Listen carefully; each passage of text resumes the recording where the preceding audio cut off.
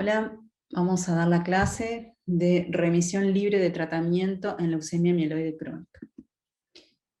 Como ustedes saben, la leucemia mieloide crónica puede ser considerada como un paradigma vinculado al conocimiento del cromosoma Filadelfia, al conocimiento de su marcador biomolecular, el BCR-ABL, el arreglo BCR-ABL, el cual llevó a generar tratamientos blancos dirigidos, los inhibidores de tirosinquinasa, los cuales han cambiado drásticamente la evolución en los pacientes con LMC en fase crónica. Actualmente la calidad de vida y lograr sobrevidas en lo más normal posible para los pacientes son metas a tener en cuenta muy importantes. Otra meta que hoy en día se tiene en cuenta y que debería ser por lo menos pensada para los pacientes es la remisión libre de tratamiento, con su sigla en inglés en TFR, luego del uso de los inhibidores de tirosinquinasa. En este trabajo que vemos allí es un trabajo donde evalúa la expectativa de vida en los pacientes con LMC en fase crónica, en un trabajo, una población sueca, y donde se ve claramente cómo la sobrevida de vida en el correr de los años, luego de la introducción de los inhibidores de tirosinquinasa en los pacientes con LMC en fase crónica, se ha acercado a la población general según la edad y el sexo. A modo de introducción, decir que los estudios revelan que el tratamiento con ITK puede ser discontinuado de manera segura en un grupo determinado, seleccionado de pacientes en fase crónica y que hayan logrado una respuesta molecular profunda, Deep Molecular Response, siendo el TFR un nuevo objetivo. Y a modo general, decir que de los trabajos surge que entre un 30 y un 70% de los pacientes pueden lograrlo. Los estudios Twister y STEAM1, donde se plantea la discontinuación con el imatinib, han mostrado aproximadamente un 40% de los pacientes que habían obtenido una remisión molecular completa luego de haber discontinuado este fármaco, y que habían continuado en esa remisión al año de la misma. Otros estudios han obtenido similares resultados con ITK de segunda generación, sea sobre todo nilotinib, pero también dasatinib. El estudio EUROSKI evaluó que el 50% de los pacientes persistían en un TFR sin recaída molecular a los 2 años. Y es así que las guías internacionales de los grupos más importantes están haciendo, y ya desde hace un año o quizás un poquito más, recomendaciones al respecto. Por ejemplo, tenemos ya las guías LeukemiaNet 2020, las del grupo ESMO y las NCCN, y el grupo latinoamericano de LeukemiaNet recientemente ha generado unas recomendaciones por consenso, que luego iremos revisando. Este sería el trabajo del STEAM Trial del grupo francés, donde ellos plantean discontinuar el imatinib en pacientes con LMC en fase crónica, luego de haber obtenido una respuesta molecular completa mantenida por al menos 2 años. Fue un estudio multicéntrico prospectivo, y en este caso, como vemos, la respuesta molecular completa para estos 69 pacientes fue del 41%, como vemos en las gráficas de al lado. Además, cómo eso impacta en la sobrevida, ¿no? Libre de recaída en el número, numéricamente hablando, y también en cuanto a los meses luego de la discontinuación. Aproximadamente se obtiene una meseta a los 6 meses.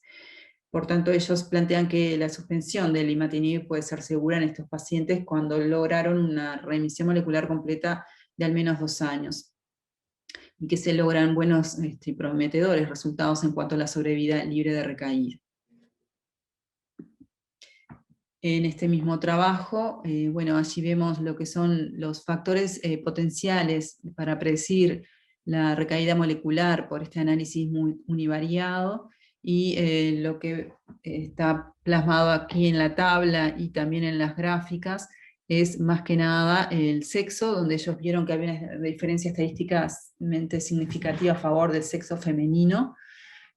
También había relación en cuanto al score de riesgo de SOCAL, a favor obviamente de mejores respuestas con el SOCAL de bajo riesgo versus intermedio o alto, y por otro lado, la duración del tratamiento previo con imatinib si era menor o mayor de 50 meses, como vemos en las gráficas de la derecha.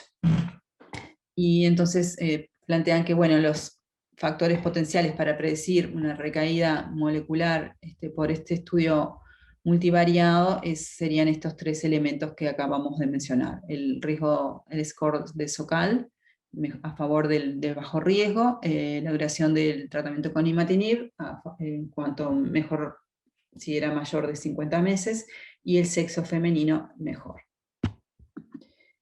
Este sería otro trabajo, el Stent Freedom Study, de un grupo también multicéntrico, con europeos fundamentalmente, con italianos, con el doctor Saglio y el Haujas francés, entre otros, y bueno, ellos planteaban el TFR luego de tratamiento de primera línea con nilotinib, ¿no? En el MC en fase crónica. En estos 98 pacientes se vio que un 51,6% habían obtenido mantenido una respuesta molecular mayor, luego de haber suspendido el nilotinib. Como vamos a ver en estas, fue el esquema, el protocolo, el diseño del estudio, ¿no? Hay elementos que son importantes a tener en cuenta. Ellos planteaban el valor de los transcriptos también, ¿no? De los transcriptos clásicos, que es importante para tener laboratorios estandarizados y que se pudiera hacer un monitoreo seguro. Y bueno, esos transcriptos típicos, digamos, serían el B2A2 o el B3A2.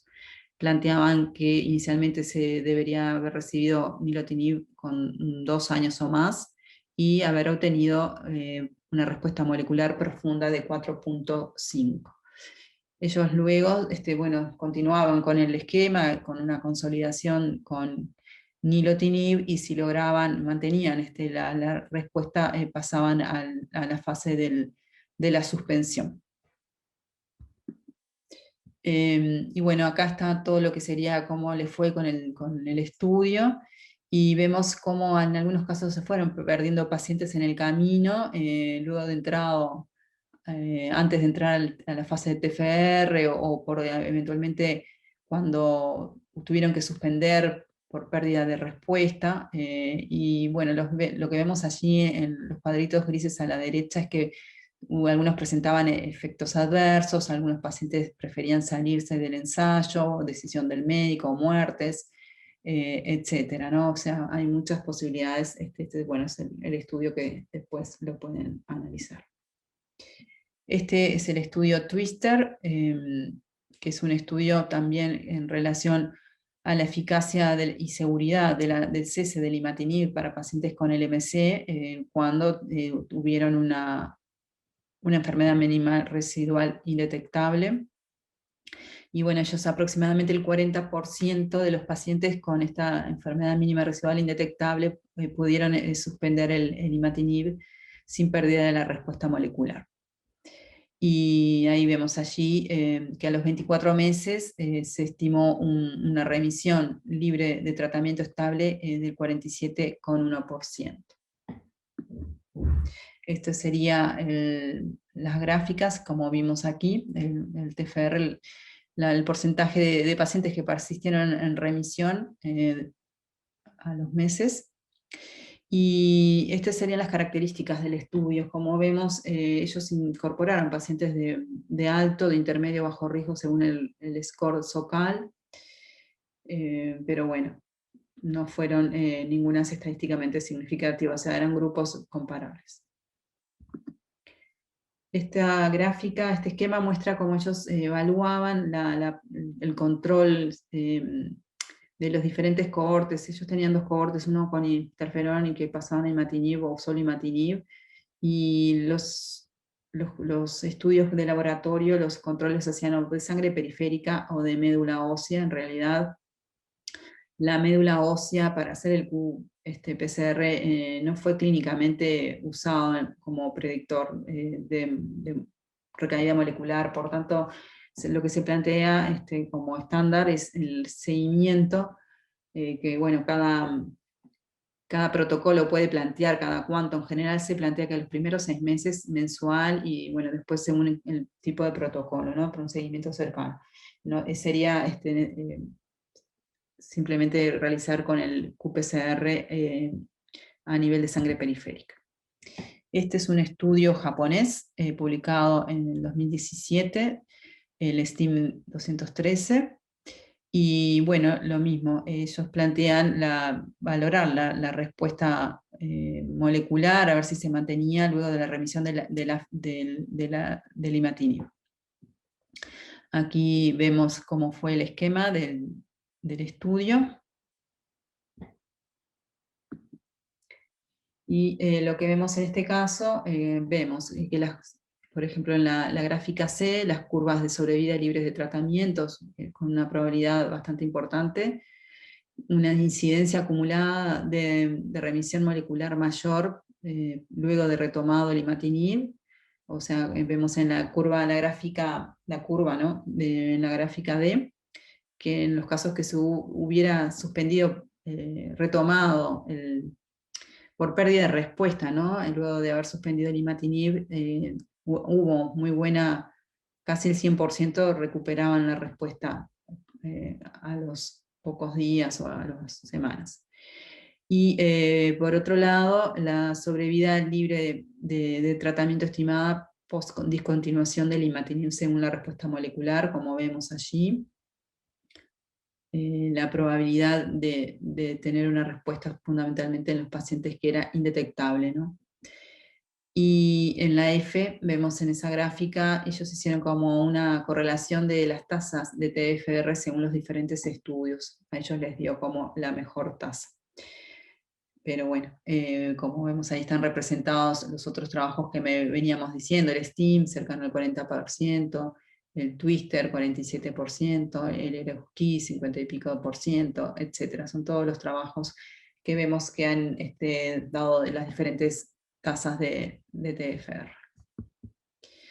Una cosa importante a tener en cuenta es el síndrome de suspensión del tratamiento. O sea, los pacientes luego que suspenden los ITK pueden tener como un rebote de síntomas, lo cual puede ser frecuente, hasta un 20-30%, y generalmente son manejables y a veces duran un par de meses y se van. En este trabajo muestran acá cuáles fueron estos elementos clínicos, que fundamentalmente son dolores musculares, ¿no? o articulares. Ahí vemos los grados, la localización, como vemos allí, y la duración de los mismos. Este es un trabajo, el DADI Trial, que también es japonés, que es en relación al dasatinib, a la discontinuación de dasatinib. Y bueno, en ellos reportaron los resultados de un 48% de pacientes de LMC en fase crónica que habían mantenido una respuesta molecular profunda por más de un año, luego de discontinuados tratamientos con dasatinib en segunda o más líneas, ¿no? Y también estiman una tasa global de TFR a los 36 meses de 44,4%. La presencia por otro lado, este trabajo plantea la presencia de resistencia al imatinib, que puede, en los pacientes que hubieran tenido alguna resistencia al imatinib, que podría tener un significado, este valor, o como de factor de riesgo para la recaída molecular. Por ejemplo, los elevados niveles de las células natural killer o de algunas células regulatorias, ¿no? Alteraciones en estas células podrían plantearse como para evaluar antes de plantear la discontinuación. Y bueno, esos son temas que están en discusión hoy en día. Acá vemos en estas figuras las curvas de remisión en porcentaje de TFR, como vemos, de 50 y pico por ciento, 50%, 47 con algo por ciento a los meses de discontinuados. Y bueno, como vemos, era mejor en los pacientes